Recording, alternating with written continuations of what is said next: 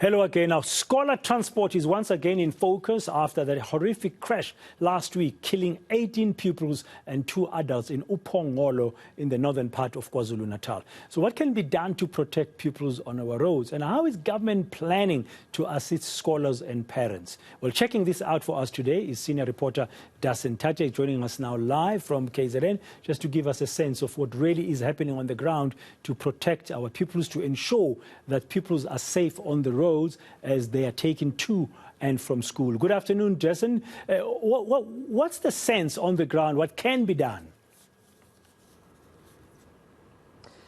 Oh, Pradan, you know, one of the good things that happens, one of the very few good things that happens after you have a tragedy like the one that we saw in Pongola, is that you find that government entities and residents and everyone is spurred into action to do something, and they don't want to see a repeat of whatever it is that's happened. And in this particular case, with 20 people dying here and 18 of them being pupils, it has brought those two issues to the fore, the one of scholar transport and the other a reminder of how trucks traveling through the area of Pongola, like on the road you see behind me, that's the N2 that runs through the town of Pongola.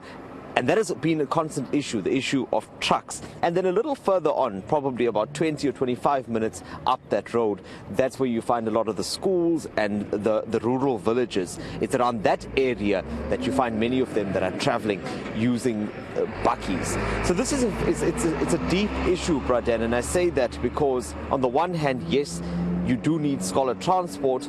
On the other hand, it comes down to parents choosing the schools that they want to send their children to. So for any particular reason, they may not choose necessarily the school that is closest to them. And if they do that, they then find themselves having to get other means of transport, and that generally means bakkies. Now I'm showing you this other shot now. This is the enforcement that's taking place on the R66, which connects to the N2. The reason why I'm showing you this is because this is now where trucks have been diverted to as a result of what happened here on Friday. It's an unofficial diversion. It's more out of fear because of the threats that have been emanating from the community. This has been reaching truckers. There was a truck that was burnt here on Friday, and as a result of that, they've now taken an alternative route. So what that effectively means is that they're not going past the area where you find the school pupils traveling, and particularly the area where that accident took place. In addition to all of this, there were 2 portfolio committees that were in the area today, and they deal with both those issues that I just touched on, the one being the issue of transport and the other being the issue of scholar transport in particular. And to that end, the education portfolio committee was here. So we asked what could be done. It was an oversight visit. We saw a government delegation here yesterday, and residents were quite pleased to see that, but they also said it was a little bit reactive. So with that oversight committee, or those oversight committees being here today, we had an opportunity to engage with them about exactly what they'd be doing. Let's start first with Vusi Dube, who's the chairperson of the Transport Portfolio Committee. I raised these issues with him. Let's listen to what he had to say. I think what we have gathered, obviously, it's very painful to know that people have been complaining. It's like people have foreseen this thing very long time, that there's going to be a disaster, and the disaster has happened. So it becomes very difficult when it happens to school children, you know, a lot of them.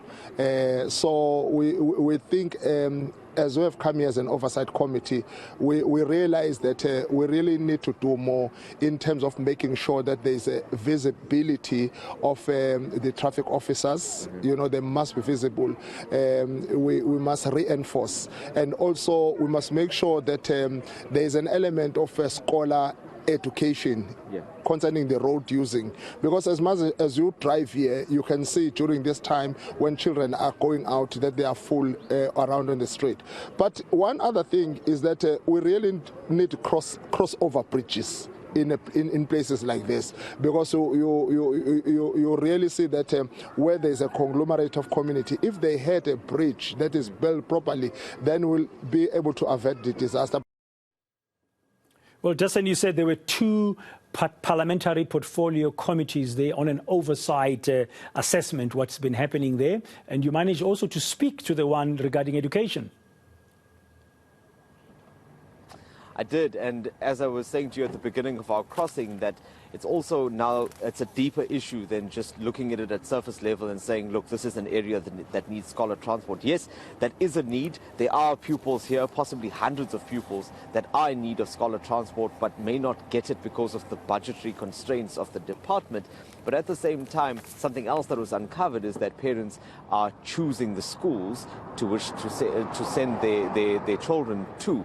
And that is now also complicating matters. So when the Education Portfolio Committee chair was here, he said that that will be one of the issues that they will be looking at. For example, they'll be raising this with the department. Is it the quality of the schools that may be closer to certain families that may not be good enough? Is that why pupils are not going there and parents are choosing to pay people to take their kids at the back of bakkies to go elsewhere? So that's something that needs to be looked at. This will be part of the report that will be taken back to the department. Let's listen now to what the chair of that portfolio committee had to say to us earlier. We are very sensitive about what has happened here. Scholar transport might be an issue because these kids were transported by bus. We don't know.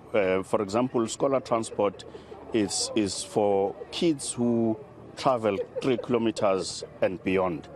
But those who choose to go to a school that, if there's a school next to you, but you choose to go to a school that is a bit far, then it becomes a school of choice. And so government is not able to pay for your child. So that's an area that we need to look at in this area in particular, because we are aware that quite a lot of primary schools in all the wards here. We need to find out why parents will then choose not to take their kids to schools that are closer to them. But also, I think as parents, we also need to take serious responsibility in terms of how we transport our kids. Because it is then becomes a responsibility to make sure that the transport that you use to transport your kids, if you choose to take that child to a different school than the school next to you, you must then be able to take responsibility on what form of transport do you use, what condition of that transport. This is a strategy, and that's why I'm saying we will want to be sensitive instead of looking at the transport issues. Send our condolences, but we have agreed that the department will have to engage and see what are the issues in particular in this area. Thank you very much, Dasen Thathiah, with that update from Durban about what the parliamentary oversight committees were doing there to try and see what can be done to make sure that pupils are safe on our roads.